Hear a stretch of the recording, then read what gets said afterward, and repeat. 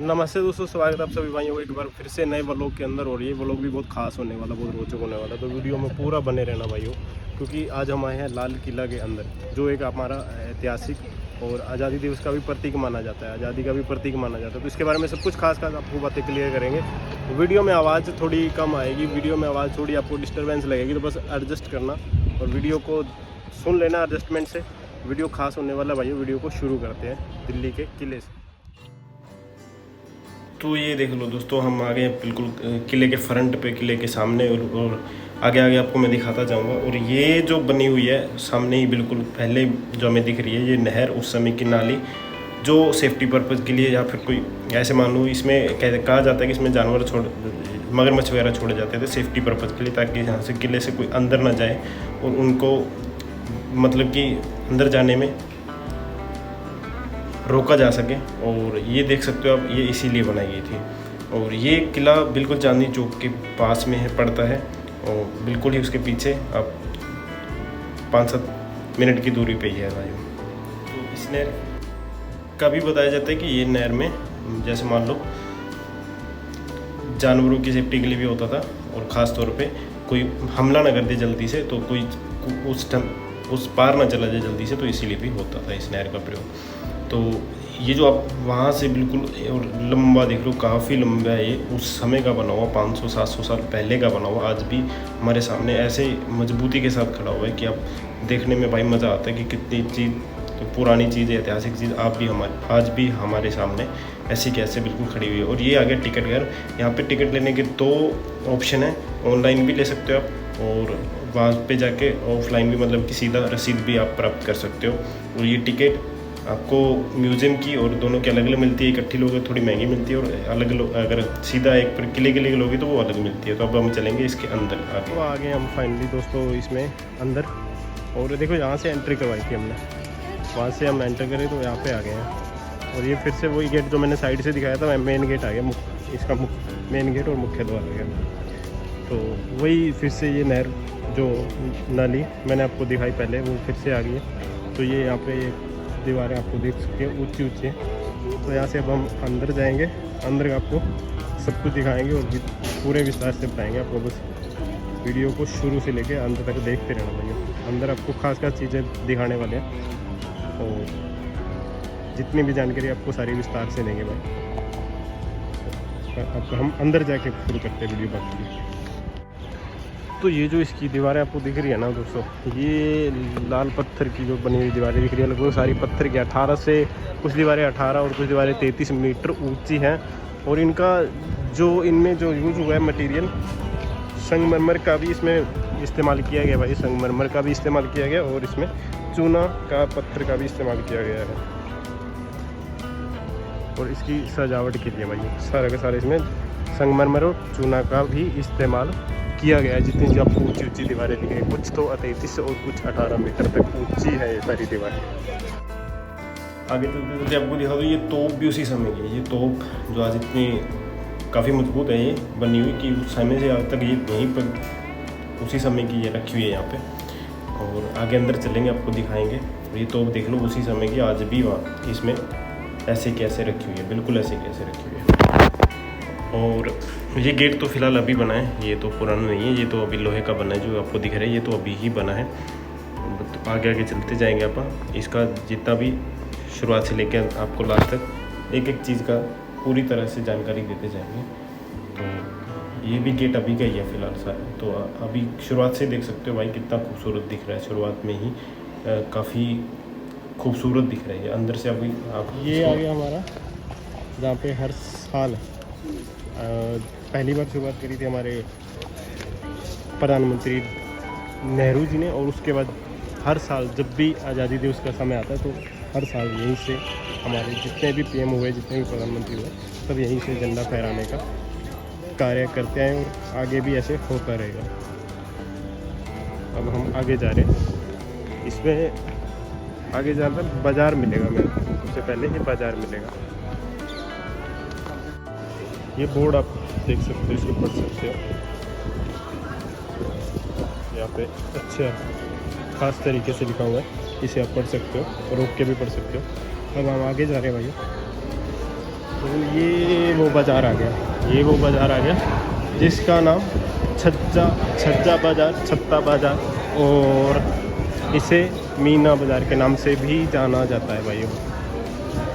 इसके ऊपर जो छज्जा लगा हुआ है इसी मतलब ये जो छज्जा दिख रहा है आपको, इसी हिसाब से इसको छज्जा बाज़ार, छत्ता बाज़ार या मीना बाज़ार के नाम से भी जाना जाता है इसको।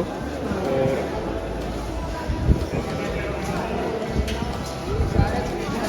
इसकी एक तो लंबी गली बनी हुई है और दोनों तरफ दुकानें उसी समय से लगती आ रही हैं, और आज भी ऐसे की वैसे आपको दिख रहा है उसी समय से ही लगती आ रही है।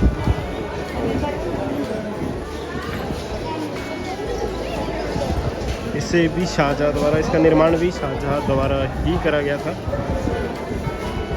छत्ता चौक इसे नाम से जाना जाता है, इसे शाहजहाँ द्वारा ही बनाया गया था।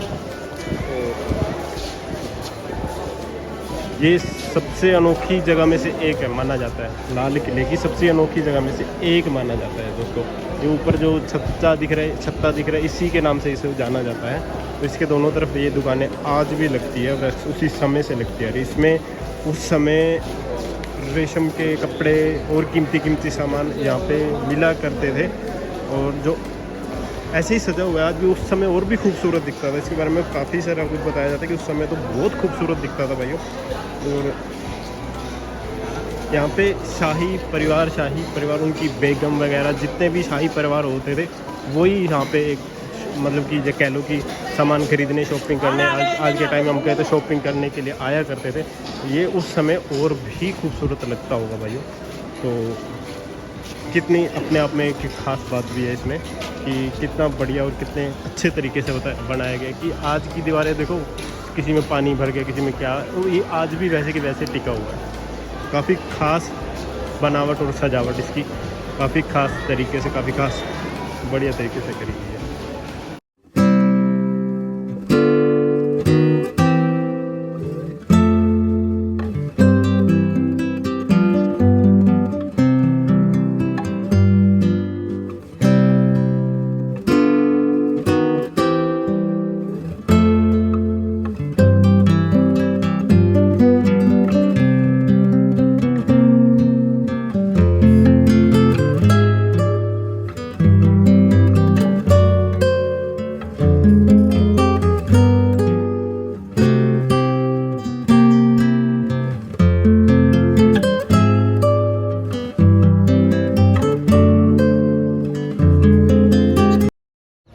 छत्ता चौक के बारे में यहाँ पे और भी विस्तार से थोड़ा सा और भी अच्छे तरीके से लिखा होगा, ये आप पढ़ सकते हो भैया।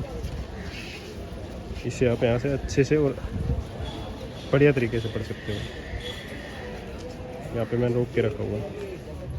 ये आ गया दोस्तों, हम नौबत खाने के अंदर। नौबत खाना के आपको बारे में बताएंगे। इससे पहले यहाँ पे थोड़ा बोर्ड लिखा देख लेते हैं, यहाँ पे हिंदी में, इधर इंग्लिश में, ये आप पढ़ सकते हो। इसका निर्माण लगभग 1712-1713 में ही हुआ। ये नौबत खाने के बारे में बताया जाता है कि भाइयों, जब भी बादशाह आते थे, जब भी राजा आते थे, तब यहाँ पे उनके आने का नगाड़े वगैरह बजाए जाते थे कि उनके आने का खबर दी जाती थी कि यहाँ से राजा आ रहे हैं और सारे के सारे सावधान हो। जो ऐसा उस समय इसमें बताया जाता था, और यहीं से आके बैठते थे, इसी के अंदर आके बैठते थे। और इधर आप देख सकते हो ये पार्क बना। तो दोस्तों ये है दीवाने आम। तो इसकी बहुत सारी खासियत है, काफ़ी सारी खासियत है इसकी, एक एक करके सारी करेंगे, हिस्ट्री बताएंगे। सबसे पहले तो आपको ये पिलर दिख रहे हैं, सबसे पहले आपको ये पिलर दिख रहे हैं, ये इस तरीके से बनाए गए थे कि यहाँ पे राजा अपनी तख्त पे बैठेगा, उसको सभी बंदा चाहे वो किसी कोने में भी खड़ा हो तो सभी के सभी बिल्कुल साफ नज़र आएंगे, बिल्कुल कोई भी छुपेगा नहीं, कोई भी सारे के सारे साफ नज़र आएंगे जितने भी आम आदमी खड़े हुए। तो ये एक इसमें शाहजहाँ, इसका निर्माण भी शाहजहाँ ने करवाया था। तो ये बेहतरीन हिस्सा वास्तुकला का, शाहजहाँ इसको बहुत महत्व दिया करते थे। इसका निर्माण भी 1639 के ही लगभग में हुआ था, वो वहीं उसी समय हुआ था। और इसका जो मतलब उद्देश्य था भाई, आम जनता को सुनना, आम जनता की फरियादें सुनना, उनकी समस्याएं की सुनवाई करना, उनको न्याय दिलाना, और सब कुछ उसके जितने भी अधिकारी प्रजा दरबारियों की यहाँ पे बैठक हुआ करती थी और आम जनता के बारे में सुना जाया करता था। इसका जो नक्काशी हुई है वो बलुआ और संगमरमर के पत्थर से हुई है, लाल बलुआ पत्थर से हुई है इसकी इमारत जो बनी है। इसमें जो आपको तख्त दिख रहा है, ये तख्त इसको बोलते तख्ते ताऊस। तख्ते ताऊस मतलब कि जो उसके बैठने की जगह होती है, इसको तख्ते ताऊस भी बोला जाता है। आपको पता है इसकी दीवारों में जो सफ़ेद प्लास्टर में सोने की नक्काशी भी थी। बाद में जब अंग्रेज आते तो सब कुछ उजाड़ हुए, सब कुछ भाई इसको तहस नहस करके चले जाते। तो ये ऊपर जितना भी आप छत पे देख रहे हो, इस पर सोने की ही नक्काशी थी सभी की सारी में। जितनी भी आप अभी देख रहे हो, अभी कुछ भी नहीं मिलेगा आपको, अभी तो सिर्फ पर्यटकों के घूमने का स्थान है।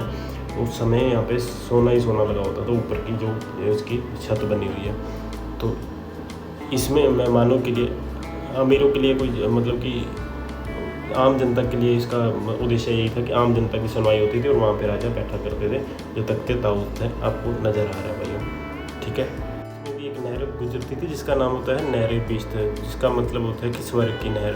वो ठंडक, वो उसका क्या था खासियत की, वो ठंडक देती थी सारे महल को सुंदरता और ठंडक से सजोती थी भाइयों। राजा यहाँ पे अपनी जालीदार खिड़की से लोगों को बैठकर सुनता होता था, ठीक है भाइयों। बाद में जब मैंने आपको बताया सोने की जितनी भी दीवारें वगैरह सब जो थी, अंग्रेज़ों ने इसको काफ़ी नष्ट करा, काफ़ी हद तक नष्ट करा। 1857 की क्रांति में बहुत नुकसान पहुँचाया। और यहाँ से ये जो महल था, ये जो तख्त था, यहाँ राजा अपना जो कोहिनूर का हमारा हीरा सबसे पहले ये जो गद्दी पे बैठा करते थे राजा, अपने सर पे सजा के बैठा करते थे, उसकी रोशनी पूरे महल में जाती थी। बाद में जिसको नादिर शाह ने भी लूट कर ले गया था। और जो आज हमें जो मिलता है, जो एलिजाबेथ है लंदन की महारानी, उसके सर पे लगा मिलता है, वो हीरा यहीं से गया था भाइयों। और राजा उसको अपने इसमें लगा के बैठा करते थे, गद्दी के ऊपर, सर के ऊपर अपने ताज पे लगा के बैठा करते थे, ये बताया जाता है दोस्तों। और ये जो गद्दी है, यहाँ पे बैठ के आम जनता की फरियादें वगैरह, उनकी जो जितनी भी शिकायतें थी सुनी जाती थी। और सब ये पहले सोने का हुआ करता था। मैंने आपको बताया थी कितनी खास बात है अपने आप में दोस्तों, कितनी मैं अपने आप को मैं मतलब कि फील कर रहा हूँ कि कितनी खास बात है कि बाद में सब नष्ट हो गया भाई, सारा का सारा नष्ट हो गया। तो ये जब हम दीवाने खास के आगे चल के आते हैं तो ये हमें एक फुहारा टाइप और नीचे थोड़ा झरना सा बना हुआ फुहारा टाइप है। इसको हम अभी ये उसी समय का ही बना हुआ है, अब इसमें पानी ऐसा दिख रहा है। तो उस समय तो और भी ख़ास और बढ़िया दिखता होगा भाइयों। तो ये दीवाने खास के बिल्कुल पीछे वाली साइड में ये हमें देखने को मिलता है भाइयों। तो अब हम आगे चलेंगे, स्टेप बाय स्टेप आपको बताते चले जाएंगे।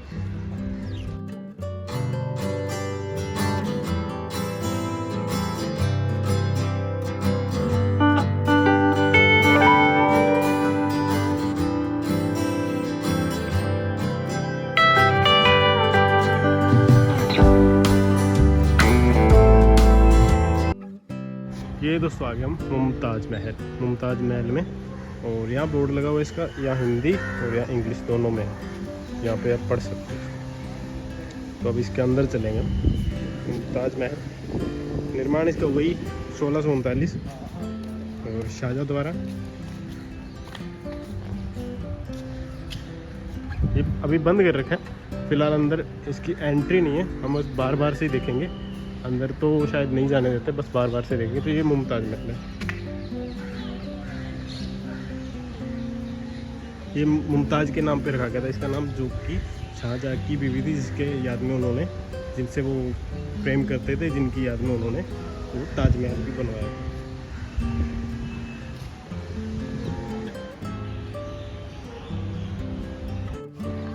तो भाई ये है रंग महल। तो ये है रंग महल। ये रंग महल अंदर अभी एंट्री नहीं है इसके, ये सिर्फ बार बार से देखा जाता है, बार बार से देखना पड़ता है इसको। जब भी लोग देखने आते हैं, पर्यटक देखने आते हैं, उसको बार बार से देखने आते हैं। इसका रंग महल क्यों नाम पड़ा, इसकी भी वही 1639 के आसपास ही इसका निर्माण था। इसका नाम रंग महल इसलिए पड़ा ताकि इसमें रंगीन कांच और पेंटिंग्स और सुनहरी सजावट है। यहाँ शाही परिवार की औरतें रहा करती थी, रहने आया करती थी। मनोरंजन का स्थान होता था ये, उनके मनोरंजन का स्थान होता था, उनके लिए नाच गाना हुआ करता था। यहाँ पे उस समय उनका नाच गाना हुआ करता था। और अभी ऐसा दिख रहा है और उस समय ना देखना इसकी वास्तुकला है जो इसमें कहा जाता है कि सोने की गोल्डन परतें हुआ करती थी भाई, अंदर या नीचे ऊपर इसकी गोल्डन परतों से बना हुआ था, ये गोल्डन परतों से बना हुआ था। इसमें नहरें बिस्त, इसमें से नहरें बिस्त जो पूरे महल से गुजरती थी, इसमें भी नहरें बिस्त गुजरा करती थी। यहाँ पे आपको दिख रही होगी, यहाँ पे नहरें बिस्त ही यहाँ पे गुजर के जाया करती थी। ऊपर वो आपको अंदर दिख रही होगी, इसके बाद जो नहर सी दिख रही है स्टील लगा हुआ है, वो उसी में से नहरें बिस्त गुजरती थी, वो जो कि पूरे महल से ऊपर जाया करती थी।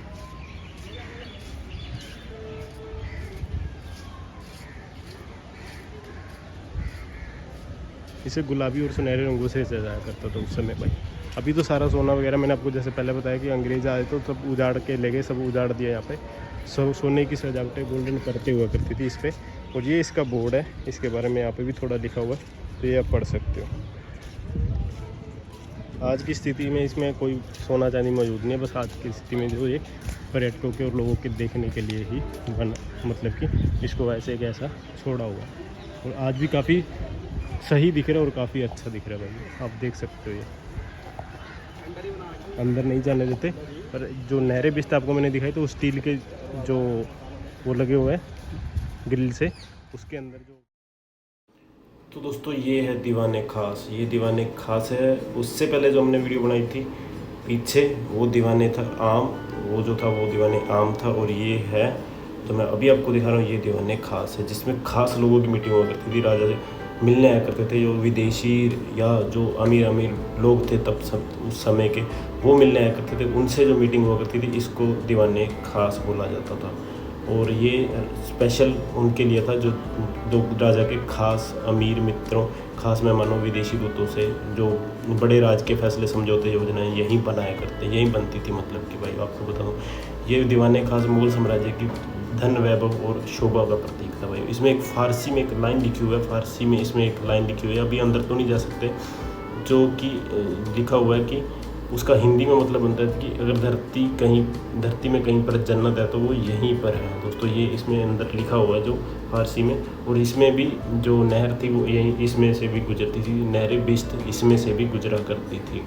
और इसको भी जब हमला हुआ था तो तख्ते ताऊत नादिर शाह ने लूट कर वो ले गया था भाई। ये बिल्डिंग भी अधिकांश खास जो का ही हिस्सा है, वही जो मैंने आपको पिछले बताया। ये बिल्डिंग भी दीवाने खास का हिस्सा है, यहाँ पे इसका बोर्ड लगा हुआ है, ये आप देख सकते हो, हिंदी में भी और इंग्लिश में दोनों में लगा हुआ।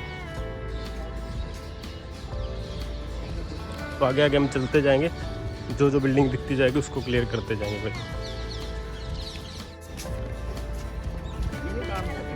तो चलते चलते हम यहाँ पे रुक के थोड़ा आपको इसकी हिस्ट्री बता देते हैं। मैंने अभी तक इसकी हिस्ट्री थोड़ा बताई नहीं। तो इसका निर्माण हुआ था वो 1638 में शाहजहाँ ने, मुग़ल सम्राट शाहजहाँ ने अपनी जो आगरा की राजधानी उसको स्थानांतरित करने का फैसला करते हैं। शाहजहानाबाद के रूप नाम पे पड़ता था। 1639 में इसकी जो किले का निर्माण शुरू हुआ, 1648 में इसका निर्माण पूरा होता है। और उस्ताद अहमद लाहौरी जो इनके डिज़ाइनर थे, जिन्होंने ताजमहल का डिज़ाइन भी किया था, जो इसका डिज़ाइन पूरा का पूरा उन्होंने ही बनाया। इसका जो दीवारों में प्रयोग हुआ जो पत्थर है, उसका बलुआ पत्थर का इसमें जो इस्तेमाल किया गया भाइयों। बाद में इसमें तो आपको बिल्डिंग तो मैंने आपकी बताई दी, दीवाने खास, दीवाने आम था, रंग महल, सारा वो तो आपको पता ही है, आपको बताते चलते चलते बताए हुए। 1739 में नादिर शाह का हमला होता है इस पर, जो कि ईरान के शासक थे नादिर शाह। मयूर से वो अपना कोहिनूर हीरा लूट के ले जाते हैं। उसके बाद वो ईरान चला जाता है। अफ़गानों का हमला होता है इसमें। दिल्ली पर कई बार हमला होता है, आपको पता ही है भाइयों। बाद में 1857 में स्वतंत्रता संग्राम जब होता है, अंग्रेज यहाँ पे अपना विद्रोह कर देते हैं। फिर बहादुर शाह जफर को यहीं से वो बंदी बना के वहाँ पे ले जाते हैं, अपना जो म्यांमार है, आज का बर्मा म्यांमार है, वहाँ पे ले जाते हैं। तो ये थोड़ी सी इसकी हिस्ट्री थी। अगर कुछ आपको लगे कि इसमें कुछ रह गया हो तो बाद में उसके लिए सॉरी भैया। और इसमें कोहिनूर की हिस्ट्री भी आ जाती है। वो कोहिनूर हीरा यहीं से जाता है, जो नादिर शाह ले जाता है, उसके बाद फिर जो कि उससे मयूर से। ये दोस्तों मोती मस्जिद, इस मस्जिद का भी जो इसमें जितना भी पत्थर लगा हुआ है सब लगभग सफ़ेद संगमरमर का ही है। और इसमें 2 डोम्स हैं, 3 डोम्स हैं जिसको गुम्बद बोलते हैं। इसमें 3 गुम्बद हैं। इसमें बहुत, इसका रूप सादा और शांतिपूर्ण ही है भाई। और इसका जो बाग है बहुत ही छोटा और निजी है, बहुत ही छोटा है। इसे जामा मस्जिद जैसा भव्य नहीं है। इसकी खासियत है, इसकी कुछ खास बातें हैं मस्जिद की भाइयों, मैं आपको बताता चला जाता हूँ। इसकी जो खास बात है, यह मस्जिद सिर्फ शाही परिवार के लिए थी। मस्जिद में आम जनता अलाउ नहीं थी। और मस्जिद इतनी छोटी और सुंदर है कि इसके मोती डिब्बे जैसी मस्जिद कहा जाता है। सफ़ेद संगमरमर की इसमें सूरज की रोशनी ऐसे चमकती थी मानो जैसे असली मोती हो। तो इसमें देख सकते हो भाई कितना बढ़िया तरीके से प्रयोग हुआ कि धूप में ऐसे चमकते थे जैसे मान लो असली ही मोती हो, जो संगमरमर को था। औरंगजेब की सादगी का प्रतीक भी माना जाता है, ठीक है भाइयों। क्योंकि बाकी जो मुग़ल शासक थे बनवाते थे, लेकिन औरंगजेब ने इसे सादा धार्मिक मस्जिद बनवाई थी। तो आज की इसकी स्थिति ऐसी कि अंदर से सुरक्षित आज भी है ये, आज भी ये अंदर से पूरी सुरक्षित है। और इसके इस साइड देख लो, ये पूरा आज भी खूबसूरत दिख रहा है भाई। ये म्यूज़ियम है जिसके हम अंदर नहीं जाएंगे। और उसका जो उस साइड का हिस्सा है उसके बारे में आपको बताता हूँ। ये आज के मान लो कि उस समय का आध्यात्मिक का अनोखा एक ढांचा मेरे को बढ़िया लग रहा है। ये मोती जो मस्जिद है कि इतनी खास बात है कि इसको उस समय का आध्यात्मिक ढांचा भी मान सकते हो भाई। और काफ़ी अच्छे से इसका जो कि स्ट्रक्चर बनाया गया पूरा, आज भी वैसे की वैसे खड़ी है। ये उस समय का बाग माना जाता था दोस्तों, बाग। ये उस समय का बाग है, अपनी वीडियो का लास्ट पॉइंट है। उस समय का बाग माना जाता था, जो कि उस समय इसमें बाग वगैरह लगता था। और जो भी उस समय के पेड़ पौधे रहे होंगे, उस समय का ये बाग माना जाता है। तभी वीडियो को एंड करेंगे। और अगर आपको लगा हो कि कोई भी भाग रह गया हो, कोई भी हमारे से मिस्टेक हुई हो, कोई भी हमने ऐसी चीज़ ना एक्सप्लोर करी हो कि जो आपको लगे कि इसमें खास थी, जो हमसे छूट गई हो, उसके लिए सॉरी दोस्तों। और आज ये हमारा चौथा व्लॉग है, जिसको पहले 2 व्लॉग को काफ़ी आपने प्यार दिया, और ऐसे ही प्यार देते रहना। और ऐसी चीज़ें आपको और एक्सप्लोर करते रहेंगे। और ये हमारी अभी किलों की सीरीज़ चल रही है, महलों की सीरीज़ चल रही है। इसके बाद हम लाएंगे जितने भी इंडिया में अपने मंदिर हैं, सारे के सारे मंदिरों की सीरीज़ लाएंगे, उनकी यात्रा करेंगे, उनके बारे में आपको ट्रैवल करके बताएंगे, उनके बारे में व्लॉगिंग करेंगे, ठीक है दोस्तों। तो आज की वीडियो को यही समाप्त करते हैं। और वीडियो को लाइक, शेयर और सब्सक्राइब ज़रूर करना।